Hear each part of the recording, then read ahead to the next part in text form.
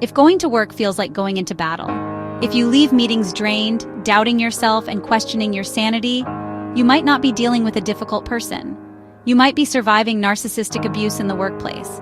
And you're not alone. We whisper about toxic workplaces and difficult bosses, but we shy away from naming the real culprit. Narcissistic abuse.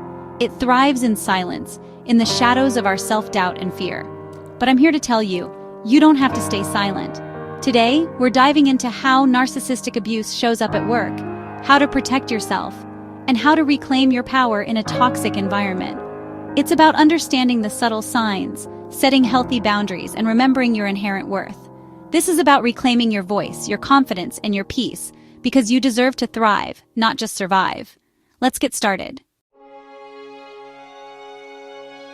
Narcissistic abuse at work doesn't always look loud or obvious.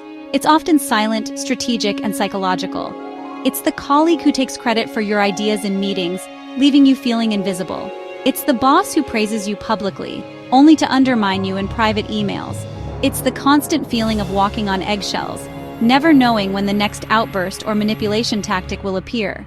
One of the most insidious things about this type of abuse is that it makes you question your own reality.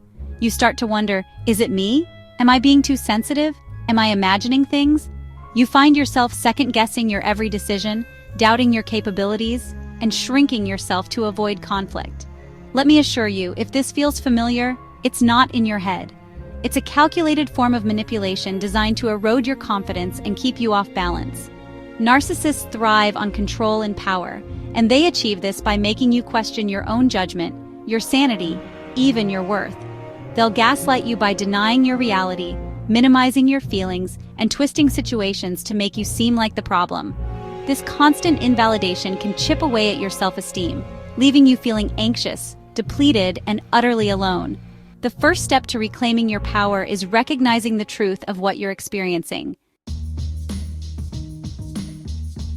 Here's the part no one tells you. Narcissists target the competent, the kind, the empathetic. The very qualities that make you a good person, a good friend, a valuable employee. Those are the qualities that make you a prime target. Narcissists are driven by a deep-seated need for admiration, validation, and control. They crave attention like oxygen, and they'll go to great lengths to secure it, even if it means manipulating and exploiting others in the process. You, with your empathy, your willingness to help, your genuine desire to see the good in others, you are a source of what I call narcissistic supply. You validate them, make them feel good about themselves, and offer a steady stream of attention that feeds their fragile egos. Your strength, your compassion, your light, it shines a light on their own insecurities and shortcomings, making them feel threatened. Recognizing this pattern is incredibly empowering. Once you understand that, you can start to detach from their games and reclaim your power. Okay, so now we know what we're dealing with. The question is, what do we do about it? How do we navigate a workplace that feels like a war zone, where our energy is constantly being drained and our sense of self is under attack? The answer lies in setting boundaries, protecting your energy, and remembering your worth. Here are 5 strategies to help you reclaim your power and navigate narcissistic abuse at work. 1. Document everything. Keep a detailed record of emails, tasks, conversations, anything that can serve as evidence of their behavior. Narcissists are notorious for twisting reality and rewriting history. Your documentation is your shield, your protection against gaslighting and manipulation. 2. Set boundaries quietly but firmly. Practice saying, "That doesn't work for me," or "I'll need that in writing." Remember, you have the right to protect your time, your energy, and your mental health. 3. Don't take the bait. Narcissists are masters of provocation. They'll try to push your buttons, trigger an emotional reaction, then use your response against you. Stay calm. Stay strategic. Don't give them the satisfaction of seeing you unravel. 4. Find your support system. Talk to trusted friends, family members, or a therapist. Having a space to process your experiences, validate your feelings, and receive support is crucial. 5. Focus on your growth. Instead of dwelling on their negativity, channel that energy into your own growth. Pursue your passions, develop your skills, and remind yourself of your own value. One of the most damaging effects of narcissistic abuse is the way it silences our voices. We start to doubt our instincts, question our perceptions, and shrink ourselves to avoid conflict. But here's the thing, your voice matters. Your experiences matter. Your truth matters. Reclaiming your voice starts with acknowledging the impact of the abuse. It's okay to admit that it hurt, that it shook your confidence, that it made you question your sanity. It's also about giving yourself permission to feel your emotions, the anger, the sadness, the confusion. Finding your voice might mean setting boundaries with the narcissist, even if it's just in small ways at first. It might mean speaking up in meetings, sharing your ideas, and refusing to be silenced.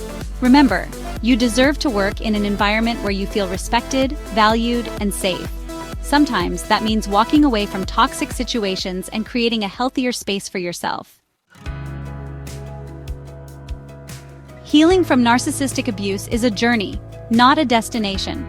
It's about reclaiming your power, rebuilding your self-worth, and rediscovering the strength that resides within you.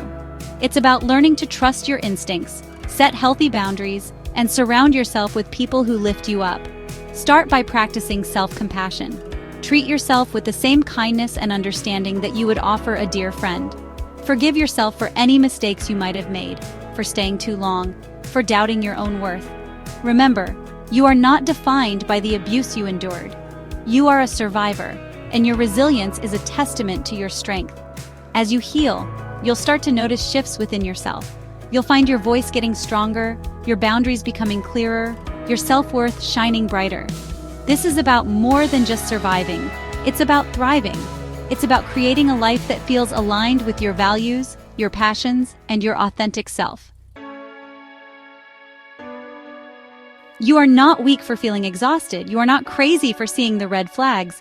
You are strong for surviving in a place that's trying to tear you down. If this spoke to you, comment "I see it now" below. Let's build a safe space where we call out toxic behavior and support each other in healing. It's time to break the silence, to reclaim our narratives, and to create a world where we can all bring our whole authentic selves to work without fear of manipulation or abuse. Don't forget to like, subscribe, and share this with someone who needs to hear it. More videos are coming soon to help you rise stronger, set boundaries, and reclaim your power on the job and in life.